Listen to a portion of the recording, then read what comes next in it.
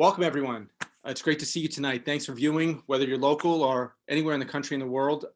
Thanks for learning a little bit more about Boston College tonight. This is a program for admitted students, and this is a program where we're focusing on the Carroll School of Management.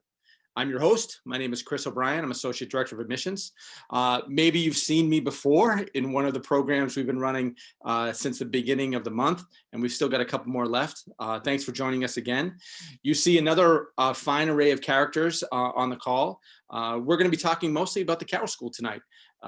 We have a faculty member, we have students, and we're going to try to cover your questions, but we've anticipated a lot of your questions in regard to why people choose the Carroll School, to how they navigate through their freshman year, to how they make decisions about concentrations and programs, and some of the other great decisions that our Carroll School students make in the course of their four-year career. And then, of course, where this will lead them afterwards, because that's usually part of the fulfillment of coming to a place like Boston College and studying business.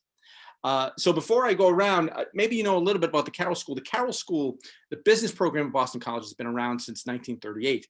And of the 4 undergraduate divisions, it's the second largest and is becoming increasingly popular. And you'll find out tonight why it's become so popular.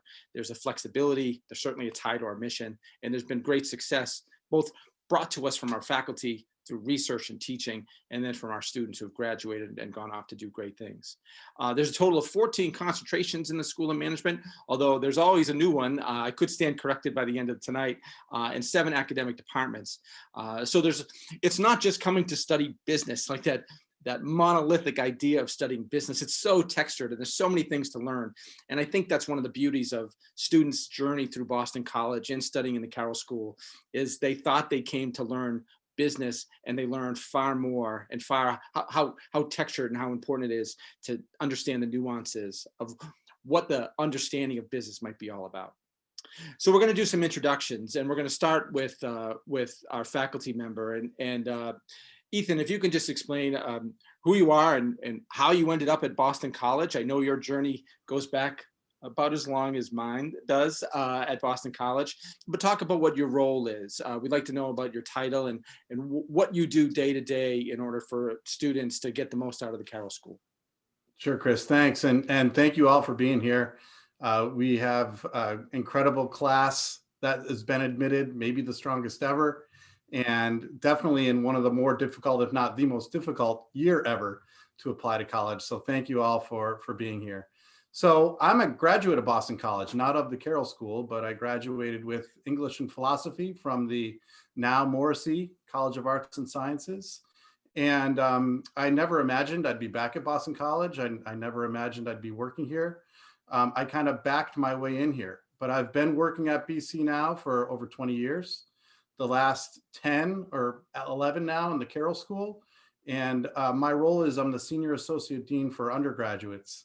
And I would say that you know, there's many hats that go with that, but largely I try to help kind of demonstrate the strategic vision of the undergraduate program here, and oversee an incredible team of faculty and staff who help implement that vision. And I'll probably talk a little bit more about that later, but my PhD is in developmental psychology. So like I said, I backed into business school, but I think it works really well, especially with a mission of ethics in education and business. And I think working with students, my background really helps me every day. But I can't wait to hear from our panelists. We have an incredible group here of 4 undergraduates, and you'll learn more from them than you do from me, I am sure. Chris, that's the line of the year. You are on mute. Well, that's what the hope is, Ethan, is that now that you've hyped the students up, that they come through, and we're going to have them introduce themselves, starting with Bijoy. Bijoy, if you can talk about who you are and where you're from and what year you are and what you study, and then to finish your introduction, if you can tell us why you chose the Carroll School. You have probably had many choices. You're not local. I can tip people off to that. So tell us all why, of all the places you could have been, you chose Boston College. Yeah, hi everyone, and thanks for being here. My name is Bijoy. I'm a junior at BC, studying finance and entrepreneurship in the Carroll School of Management, obviously. And I have 2 minors, one in computer science, and the other in managing for social impact and the public good, both from the Morrissey College of Arts and Sciences. And I'm originally from Glen Ellen, Illinois, which is right outside of Chicago. And I think the main reason I chose Boston College was when I visited, I toured with a sophomore at the time that went to my high school.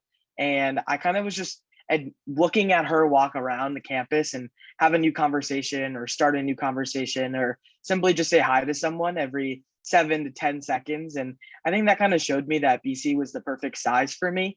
And CSUM was the perfect size for me as well, because it wasn't too big where I felt like the professors didn't really get to know me or I was lost in the crowd. And it wasn't too small where I felt like everyone knew everything about me.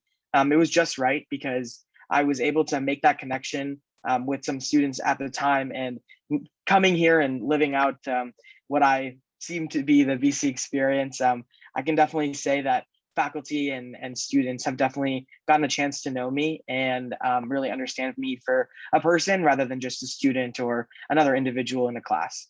So I think that personal aspect of it was really what pushed me to choose the Carroll School. Thank you, Bijoy. Off to a good start. Harry, you're next. And Harry, I'd like you to do the same thing, introduce yourself and what you study, what year you are, where you're from. And then to finish your introduction, I'd like you to talk a little bit about how you found the academic climate. You know, some people see selective institutions, even business schools, as competitive environments, cutthroat environments. But we hope that it's a collaborative environment. We hope it's a place where there are group projects and there's a lot of camaraderie between your classmates. I'm not sure which one it is, and I'm not just making a straw man argument. I'd like to know from you, Harry. Talk about the academic climate after we learn a little bit about you.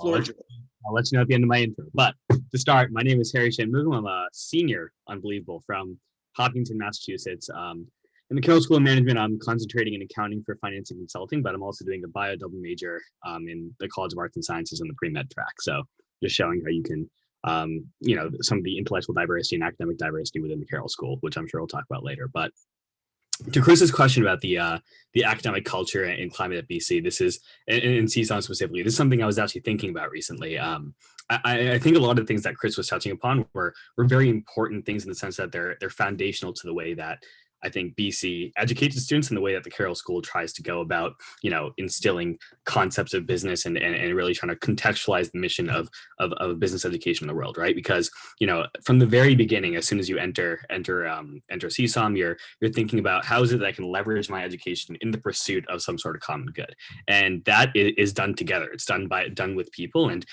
in all the classes that I've been in, there has been some element of that, right? So be it group projects or some element of collaboration or working together in study groups. I have so many fond memories. Nikki is also a senior. We've taken so many classes together, studying in the library with Nikki, or just working on trying to really contextualize what it is that we're learning in the context of what it is that we want to do, our goals and things like that in the future. And I think just one more note about academic culture. I think one of the things that BC does really well is not so much teach you, concepts and content per se. Well, that's obviously there. I think it's more so trying to change the way that you think, right? So how do you reframe your thought processes around the important questions of the day, around the important problems that we face, and how do you really develop a certain sense of critical thinking that's like really application focused? I think that's what I view CSUM as a problem solving toolkit in some ways, and I think that focus is something that I've really kind of seen come through loud and clear from my classmates and from my professors as well. Very adequate answer, Harry. You didn't disappoint. Thank you very much. I got it. That was great.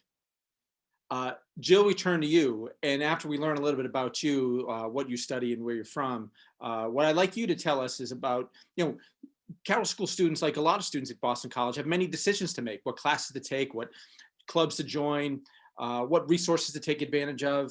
So I want to know what's been the best Carroll School of Management decision you've made thus far, and why that has stuck out as so far the best decision.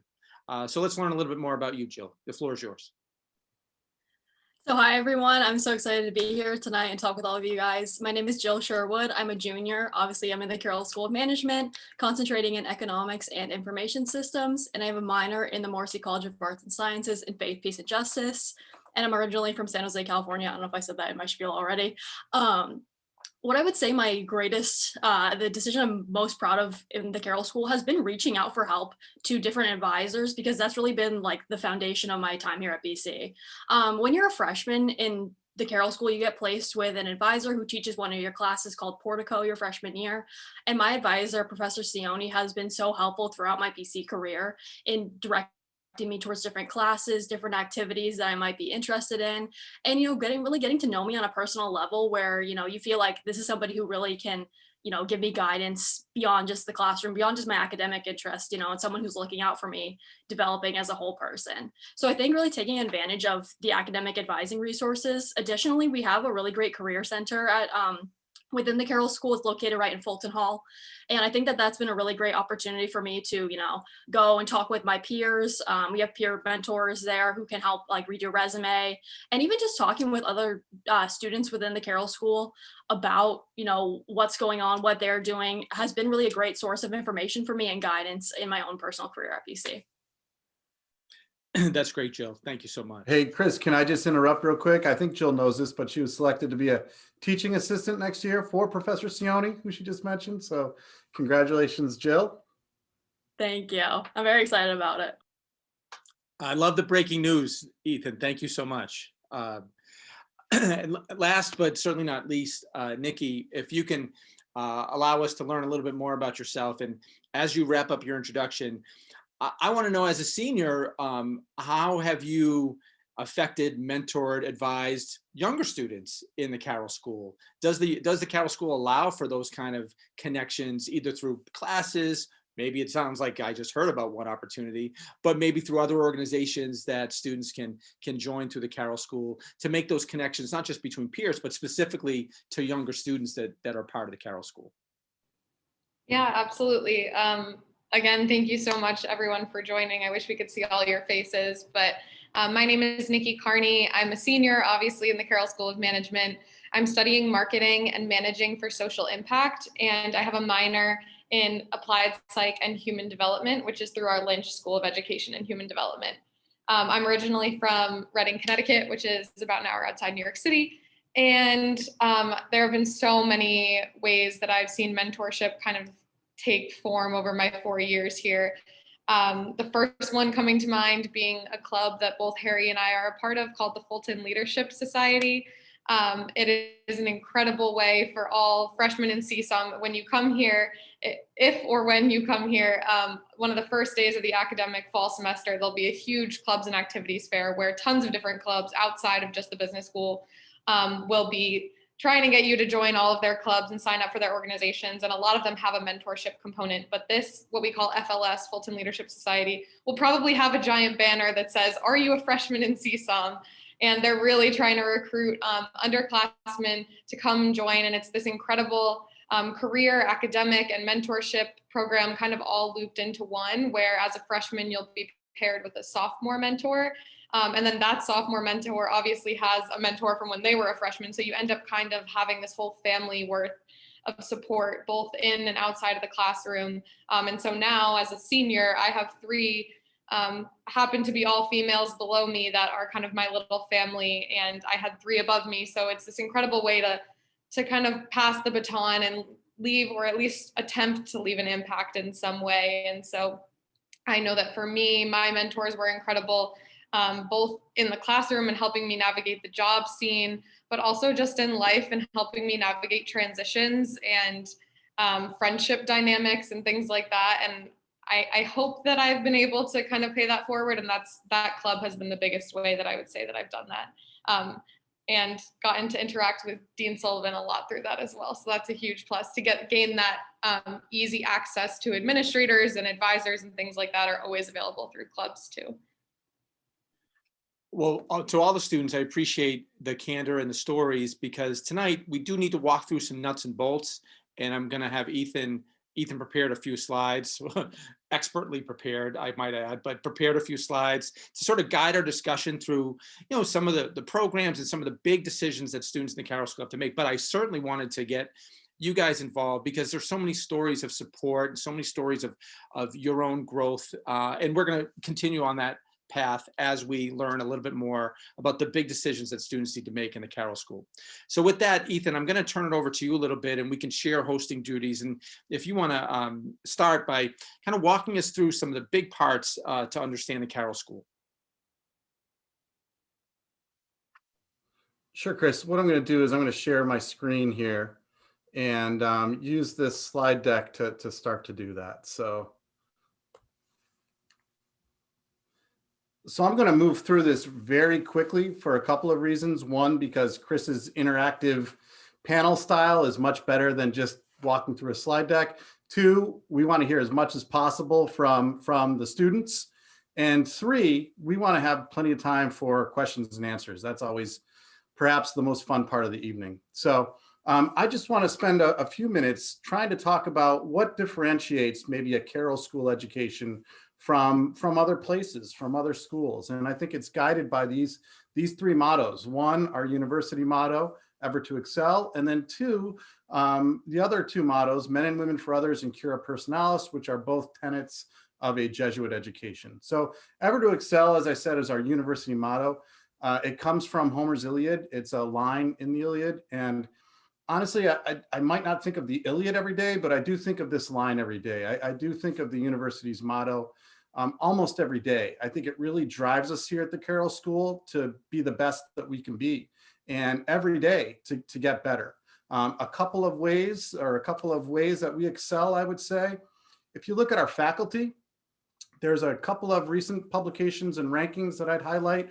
Financial Times is the ultimate faculty research ranking in the world, and they look at all the business schools worldwide, and our research ranking is 20th. That is above many, many brand name schools. It includes European schools, and it puts us above many of our peers to be 20th ranked there. And then furthermore, probably more importantly to me as the undergraduate dean, we continuously get the highest marks for teaching. And I think our students will back me up on this one, but our faculty are just incredible teachers and mentors and people. And I don't think there's another school. In fact, I know that there's not another school on the top 20 that also receives A+ for teaching. And so there's not another school out there based on this data that has the combination of both teaching and research excellence like Boston College does. Many schools are great at one, great at the other, okay at one, great at the other, etc. But we're literally the only school in the top, there's only 5 schools that get A+ for teaching in the nation, and only 20 schools that are in that same ranking as us in terms of research. And it pays off. We'll see a little bit more later, but it pays off. Our students largely are employed upon graduation. I really want to talk briefly about the curriculum. All of our students are required to take 120 credits to graduate over their 8 semesters here, their 4 years here, which breaks down to 15 credits per semester, 5 classes per semester. And these requirements have to cover these 3 areas. There's a university core, a management core, and a concentration, at least one concentration that all students must satisfy. The university core is 15 classes, depending on if you have APs or IBs or other ways to place out perhaps of university core, but it's 15 classes in these areas. And I think this really is a distinctive advantage for our students to have this breadth of knowledge, right? It's really, here's the liberal arts, and our students can think across all of these disciplines and can think deeply across them as well. And then many, as you just heard, go on to do minors or majors in these areas as well. So secondly, we have our management. If I can interrupt, I wanted to ask why. I wanted to ask Nikki why she added a minor in a Lynch school. Why was that important to gather? Yeah, I mean, honestly, it's because of the core, and both the arts and sciences core and the CSUM core really helping me diversify my mindset and my way of thinking, kind of like Harry was talking about at the beginning. Through some of my more qualitative marketing classes, I kind of picked up on little bits of psychology here and there that I really loved and wanted to dive deeper into. And I knew I wouldn't necessarily get the depth of that knowledge in a marketing class, though you get the surface level kind of. And so I wanted to really dive deep. I want to know what's going on chemically in my brain when we're talking about something at the organizational behavior level. So that's why I kind of ended up specifically tacking on the psychology minor, but there's ways that kind of translates across different disciplines too. And I'm thinking back to October of 2017, Nikki, when we first started having some of these conversations. I mean, I just love Nikki's curiosity and so many interests, and the way that you've been able to put them together over the years has just been phenomenal. And to add curiosity with stubbornness, can we talk to Harry about why he's pre-med and also in the Carroll School?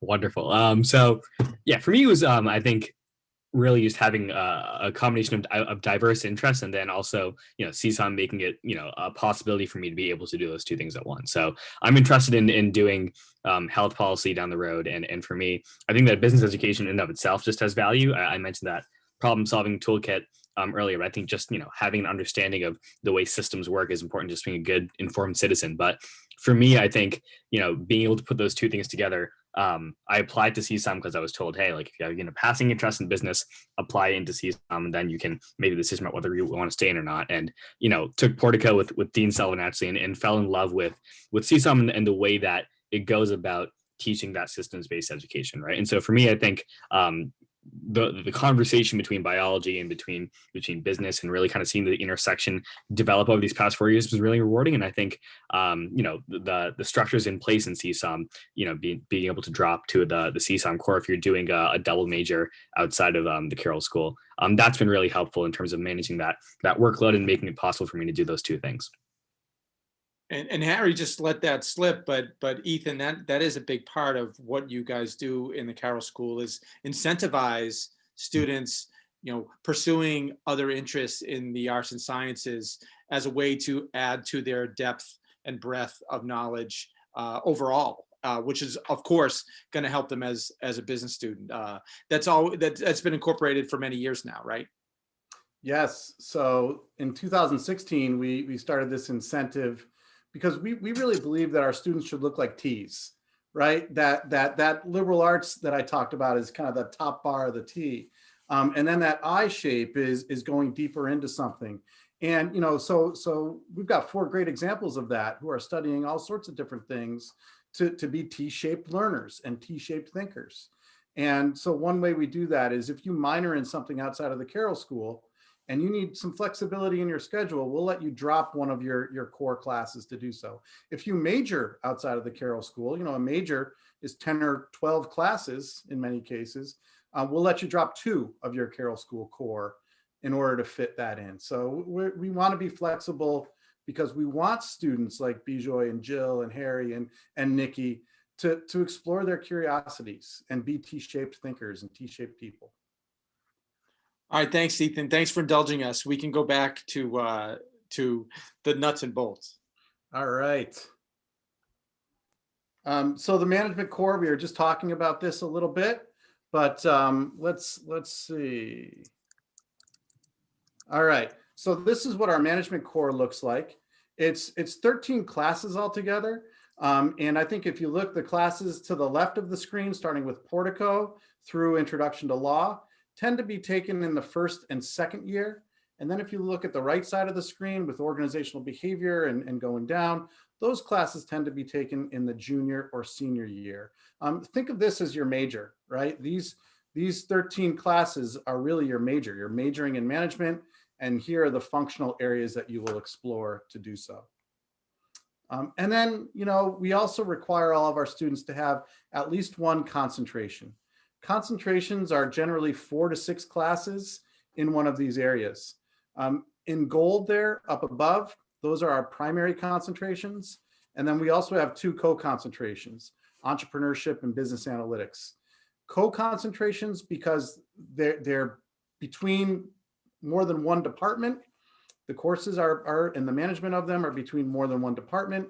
And also because we require a student to have a primary concentration, and then the co-concentration pairs with that really well. So it's the entrepreneurship or the business analytics are our second concentrations. Chris, anything you want me to pause for or keep going? Well, I think you're about to talk about the fact when you introduce Men and Women for Others is sort of what is Jesuit about the Carroll School, particularly. We know Boston College is a Jesuit school, but how is that incorporated into what you do, Ethan? And then we'll ask the students about what they get the sense of it as well. So I'll let you keep going. Great, thanks. So we heard Jill mention Portico. I'm backing up for a bit. Men and Women for Others is one of the mottos of a Jesuit education. And I think it really speaks of where we see ourselves. I think at the Carroll School, we see capitalism and business as a force for social good, right? It doesn't always have that reputation everywhere, but we firmly believe that a business education and that capitalism and business can be and should be and must be a force for social good. So that's one thing we believe in the Carroll School. And I think I'll just briefly talk about Portico. Portico is a class, Jill mentioned it. It's a first-year class everyone takes in the fall of their first year. It's a big ideas class that teaches an introduction to business as an ethical practice. So, you will learn about all sorts of things in Portico. It starts kind of think of a funnel, and at the top of the funnel, you're going to learn big ideas and economic development, the history and development of capitalism. And then the funnel narrows and you start to look at still global ideas like globalization, like entrepreneurship and innovation. The course will narrow and then it will stop and look at things at a corporate level. What's the purpose of the corporation? What's the meaning of the corporation?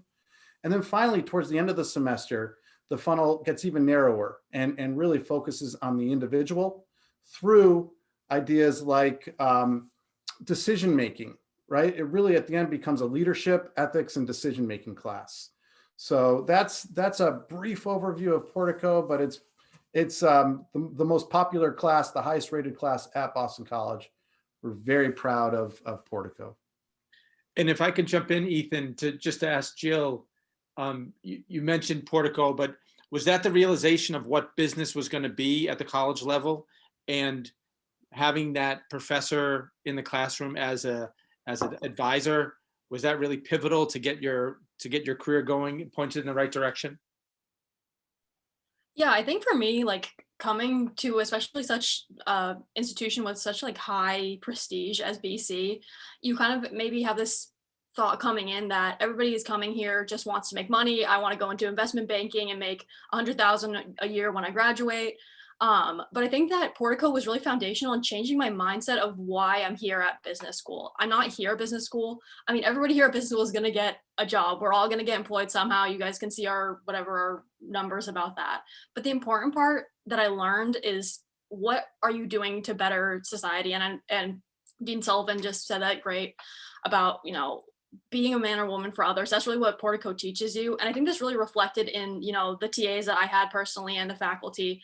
For example, like seeing Professor Sione over the summer, he like collected a form from all of us and had us all write down like our names, our interests, and like random facts that like every teacher collects at the beginning of the semester. And then on the first day, he went around and said, hey, you won your lacrosse championship with your team. You broke your nose in the second grade, like random facts that nobody else would know. I think that really like goes to show that, we're trying to develop really full, well-rounded people, well-rounded thinkers, and well-rounded business professionals that are going to go out and change the world. That's perfect. Thanks for a little bit more depth on Portico. Ethan, thanks for letting us do that. Of course. All right, let me just pull this up again. This would be much more seamless if we were in person, but we've all managed to learn Zoom.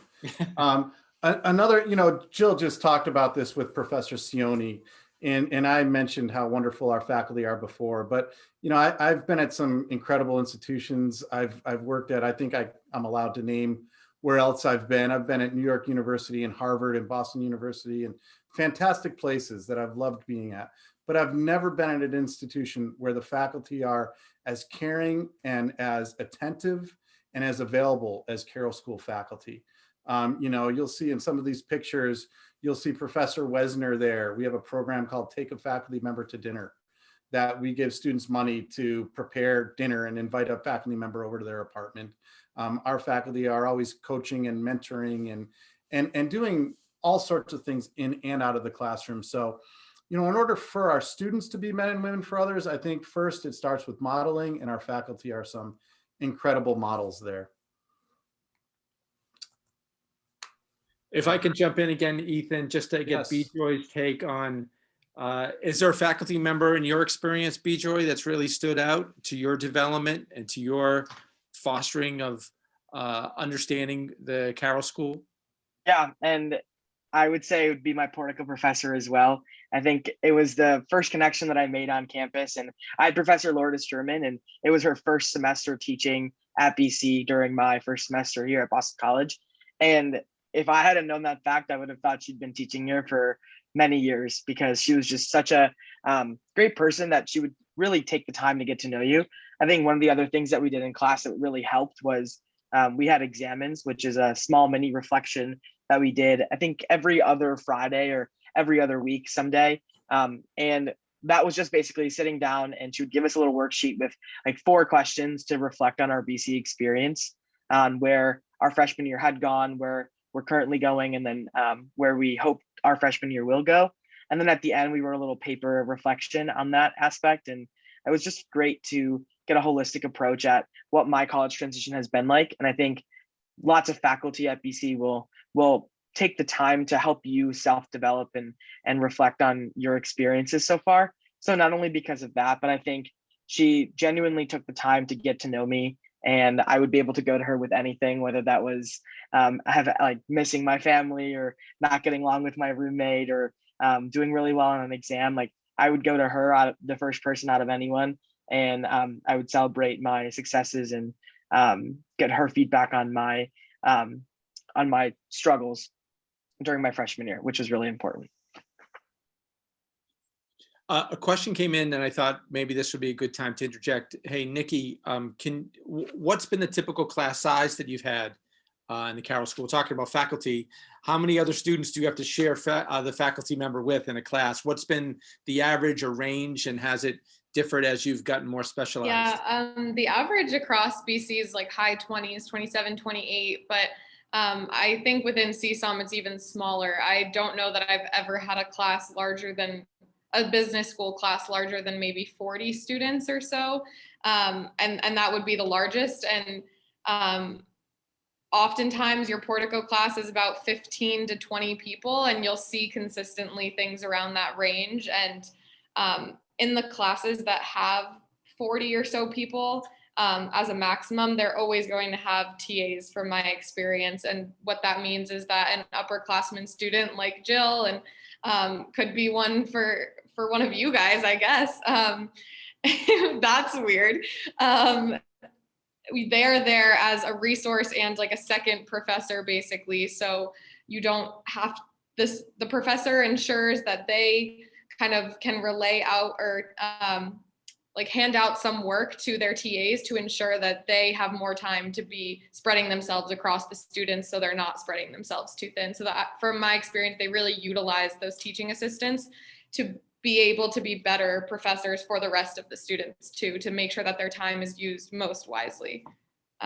So yeah, I mean, Dean Sullivan was actually my Portico professor. So we've been able to foster a relationship over the course of 4 years, and that's true across whoever you really have, especially for those introductory level classes. They know they kind of double as a transition advisor for your freshman year. And quickly, Ethan, before you go back to the presentation, everybody loves your faculty. Are you guys lucky or good at choosing who's going to join us? And are people looking for us because they know the reputation or the kind of students they'll have? I mean, it seems like everyone likes the faculty. How do we keep getting good ones? Well, there's 3, let me just back up. There's 3 types of faculty at the Carroll School. One are your kind of your research tenure track faculty. I won't get into the semantics of it, but we have a reputation for developing scholars. So we just hired 2 women for our finance department to start next year. Both of them chose us over the University of Chicago. I mean, that's incredible to think of how far BC has come there. And then, about 30% of our faculty are clinical professors. These are typically people that have worked in the real world and have gone on to get a PhD and now are teaching in that area, whether it's marketing or finance or wherever they may be. And they teach, they don't have a research obligation, so they focus on teaching. And, we are very, we can be very selective in who we choose. So we poach lots of good professors there. And then we also have, mostly for like senior electives, we have adjuncts. And these are people, who better to teach a class on hedge funds than someone who's managing a hedge fund, right? And we're very lucky, especially for the financial services types of classes, but really for all areas, we're very lucky to be in Boston because we have an incredible talent pool here. So people that will come here, they'll work during the day and then they'll come here, a practicing attorney who then will come here and teach business law and can really teach the practical arts, right? Combine the liberal arts with what's going on in the real world. So an incredible faculty. And just to touch on Nikki's point, we offer about 350 plus classes a semester. And last year, there was one that was larger than 50. So right to Nikki's point, where you're gonna have small classes where you're known and you're cared for. Perfect, Ethan. Thank you. So again, sorry to make these interruptions, but they just seem to come right to me. I can't help it. But please carry on. Yeah, it's more exciting than a slide deck. So please keep interrupting. So this was mentioned too, but one of the ways that we try to make sure that people are known is through peer mentoring, and pretty much every student group we have, Nikki talked about this with FLS, but pretty much every student group we have, we try to get students involved in helping other students. It's really part of the culture. Nikki talked about kind of paying it forward. That's part of our culture. We have about 300 students a year, undergraduates, that act as teaching assistants. And for some of these, it's mentoring or tutoring or coaching. But I think it really speaks to this desire to give back. All right, speaking of back, I'm going to go back to this slide. So there are over 300 organizations at BC. 15 plus of them are specifically housed in the Carroll School. Here's a list of them here. And every single one of these pretty much has a mentoring component to it as well. So, the Accounting Academy might help students understand what it means to be a CPA and how to get there. It might have panels of professionals that it brings on campus. It might do professional development, but there's also a peer networking component to it. So the younger students can learn from the older students. So we also are able to kind of demonstrate men and women for others through our student organizations. Our Alumni Network, I have to talk about our alumni. Some of you are probably in these ranks. Speaking of ranks, our alumni are ranked number 2 in terms of, Boston College is ranked number 2 in terms of strength of Alumni Network. And you couple this with the fact that about 85% of jobs are found through networking. It's really important to be at a place with a strong alumni network. And BC just has that culture, that school spirit, that people who are out there want to hire young eagles to come join them in their office. Cura Personalis, I can pause for a second, Chris, or I can keep going. I was going to ask to see if any of our students, especially those who have been sort of in the job hunt or internship hunt, have had any contact with BC alumni. Just raise a hand. Great. All of you. Can I read something real quick? I'm going to embarrass Jill. I don't even know if she knows this happened, but last spring, a lot of students were kind of in a tough spot with internships. A lot of internships were canceled because of the pandemic, and there was a scrambling. We called on our alumni to help. We said, can you think of some projects? You might not be able to hire an undergrad, but can you think of projects and we'll help make the connections. And whether it was through that or through other means, Jill connected with a recent alum named Brannick. And Brannick recently started his own business. And at the end of the summer, Brannick wrote to myself and to Jill's stats professor. And I'm just going to read a couple lines real quick. Brannick said, I'm running my business in Boston now, and Jill Sherwood has been working with us as an intern this summer. We've given her full autonomy over analyzing all of our platform and customer statistics. Within a couple of hours, she had our studio up. R is a kind of programming platform. She had our studio up and running and was pulling dozens of insights we had never seen before. We planned out our summer project exactly as the business stats end of the semester project works, and we'll be distributing her analysis to all of our customers. And so, R is something that we require all students to learn in their stats course. I think it's just a great example of Jill being a go-getter and also connecting her kind of in classroom knowledge in the real world in what could have been a very difficult time, pivoted into a very meaningful internship experience. And a lot of the credit goes to Jill, but we also have to acknowledge our alumni who make these things happen. Good thing we had Jill on the panel. I could pull these things out for any of our students. Jill is fantastic. We have such great students that these anecdotes are plentiful. And I can't wait for 3 or 4 years to be reading about the students in the audience. Well, it was clear that everybody felt comfortable to connect with alumni and they got positive feedback. So it's great to hear about Jill, but you're right. It happens so many times. The alumni are very generous and our students feel very much supported when they make those contacts. So great point. Thanks, Ethan. All right, we can go back. We can go back now. Now we'll embarrass everybody in due time. We got Jill's out of the way.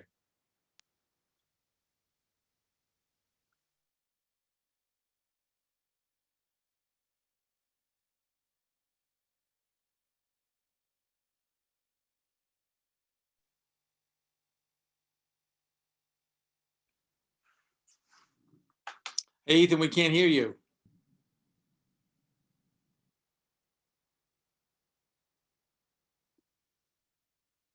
That's because I was muted.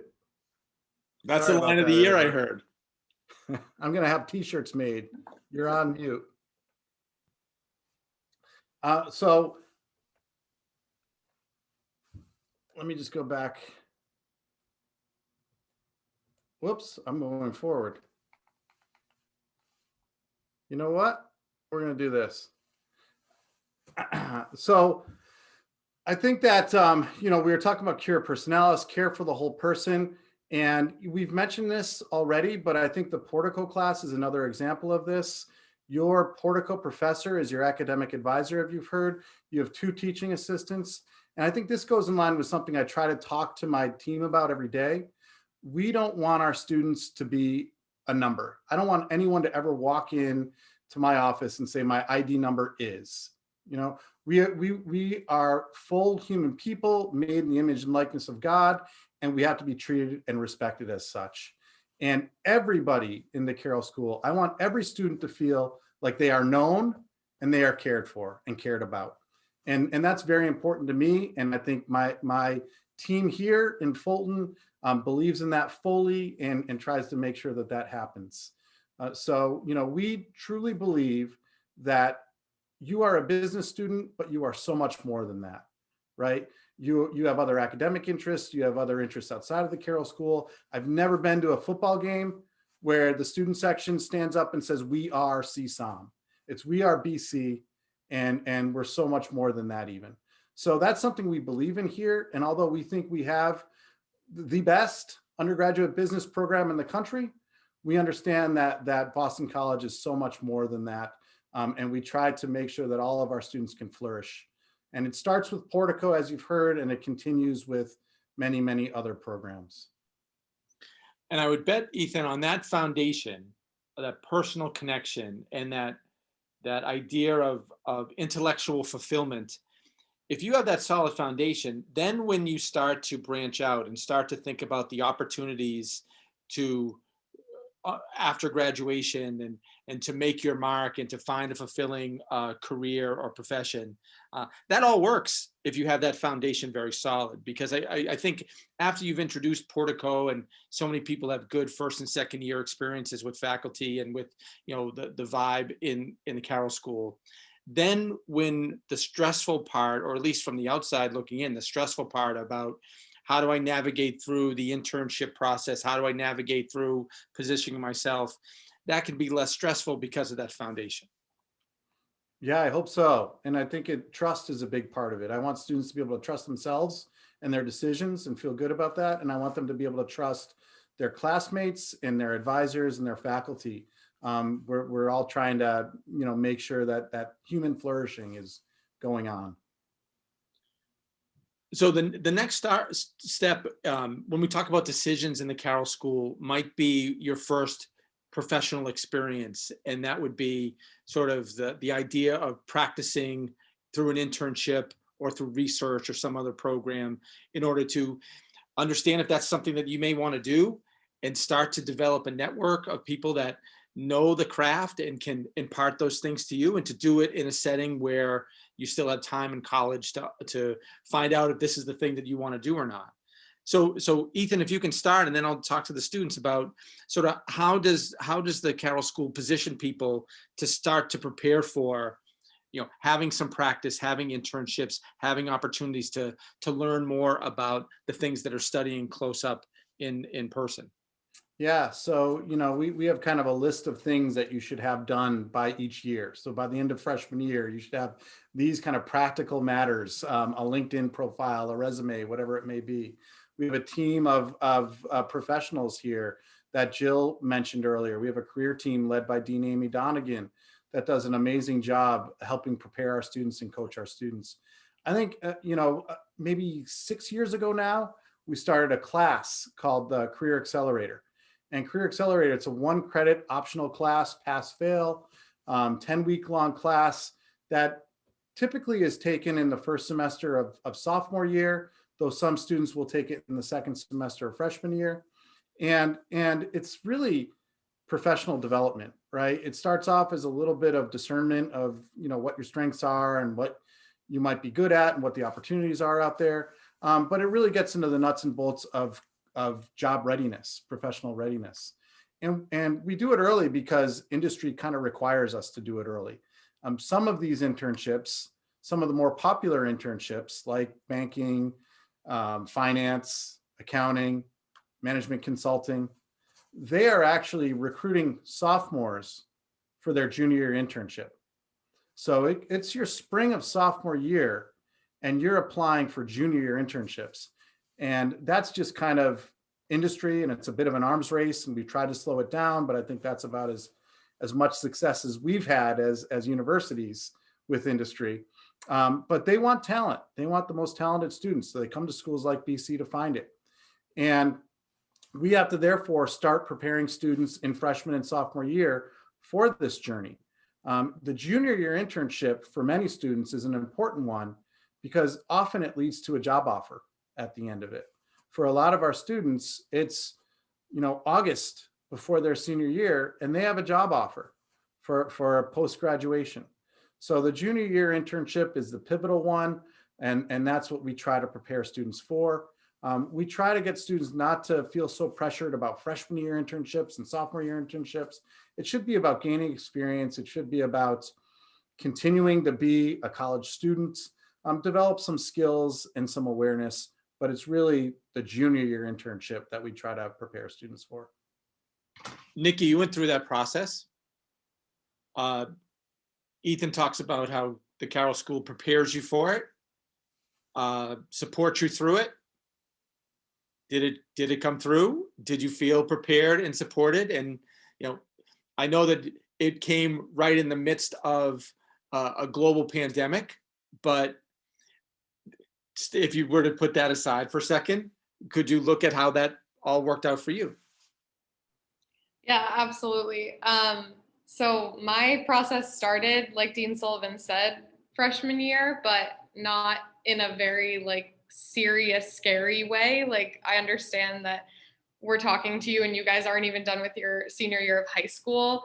And so I really don't want this to sound like, oh my gosh, all we do is worry about jobs here, because that is absolutely the last thing. I want you to kind of think that it will happen and you don't need to worry about it as long as you put some work in. But I say that because I went to the career fair freshman year just to kind of show face, because I came from a public high school with zero business background.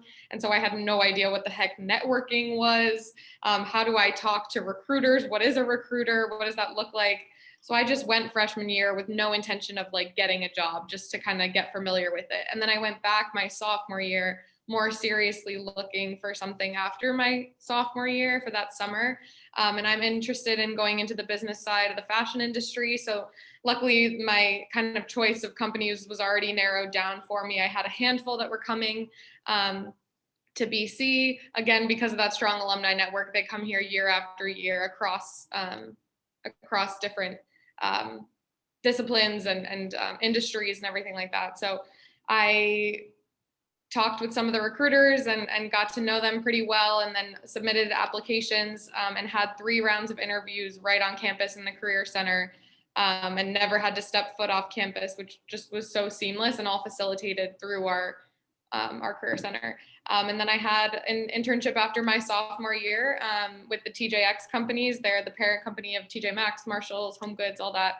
They're right here about 30 minutes outside of Boston. And then I was supposed to have a return offer for after junior year summer, but because of COVID, it got canceled. But they told us, right as they told us we couldn't come back for junior year, they assured us that after senior year, we would have full-time return offers. So I'll be starting mid-September in my full-time job. And that's like very common. I don't say this long-winded anecdote as a way to brag, but as a way to tell you that this is a very common kind of thing that you can have faith in, that you could easily find here too. Now, Nikki kind of found what she wanted. Bijoy, have you figured out what you want yet? And how has that evolution been for you? Yeah, so this has been a journey. As Jill mentioned, I think I came into BC and CSUM with the mentality that like I wanted to do the highest paying job and like be really, really successful in terms of like monetary compensation. And so I was leaning down the investment banking path.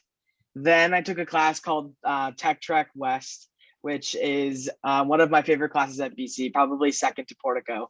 And Tech Trek is a course where you learn all about the intersection of technology with healthcare, science, finance, a bunch of different things.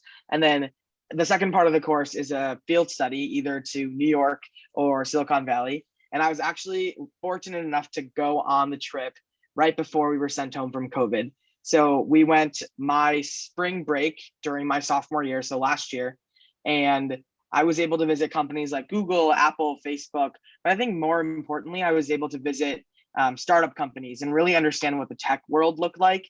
And that's kind of how I pivoted my career path. And then this past summer, I made a connection through Tech Trek, and I ended up working at a venture capital firm out in San Francisco, virtually, alongside working in the admission program at BC. And I was able to do both opportunities, which is a great balance to really get an idea of what I might want to do after I graduate, and really just learn more about the inner workings of finance instead of just always constantly working on investment banking and trying to get those internships. And then I kind of pivoted my career focus. So this summer I'll be doing more of a tech role and trying to do some more coding in terms of audit and stuff like that. And then I hope to work for a startup or a really small company after I graduate, instead of the large investment banking internship that lots of people come into BC with the mentality of. Harry, I listened to your dean talk about the philosophy and all of the great resources in the Carroll School and the great people that are involved in the Carroll School. You're just about done in the Carroll School. Not to rub it in, but you got about a month.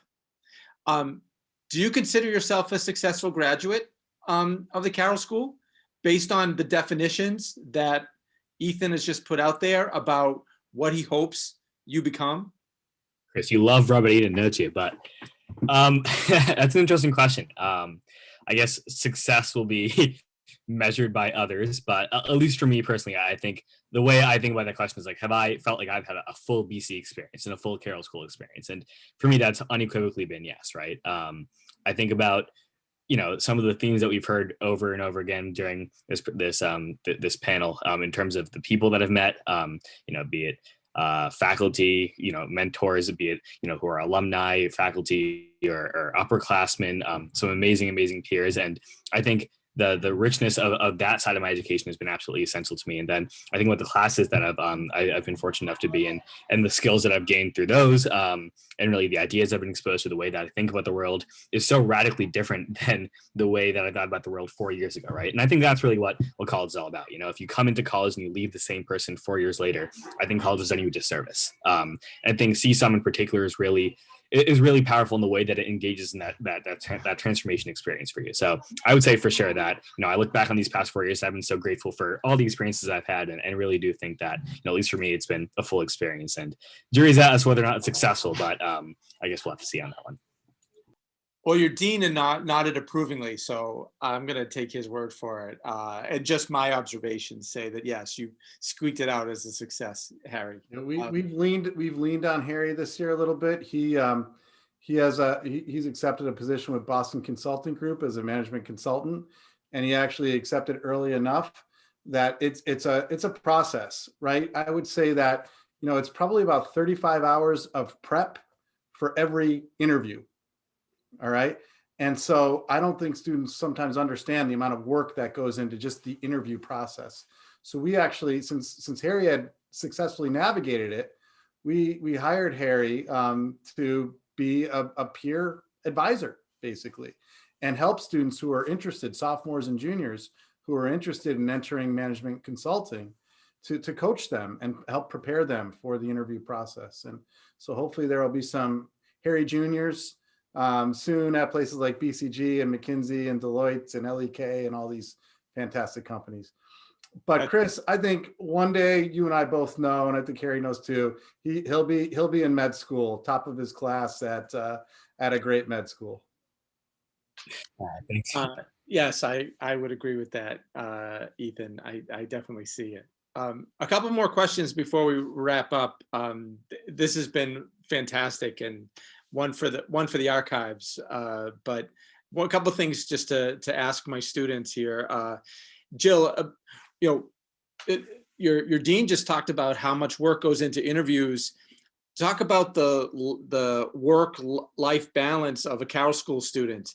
Can you still, I don't know, have fun and worry about all these presentations and, you know, prepping for internship interviews? I mean, do you feel like, is there anything about being a Carroll School student that would prevent one from having an appropriate work-life balance? Do you have one? I'd like to think that I've gotten better at my work-life balance as I've been at BC. I think definitely something to keep in mind coming from high school, especially, is like the amount of time that you're spending in class in college is so much less than in high school. Like throughout the week, if you're taking 5 classes, you're only going to be in class for like about 15 hours, and the rest is up to you to organize your time.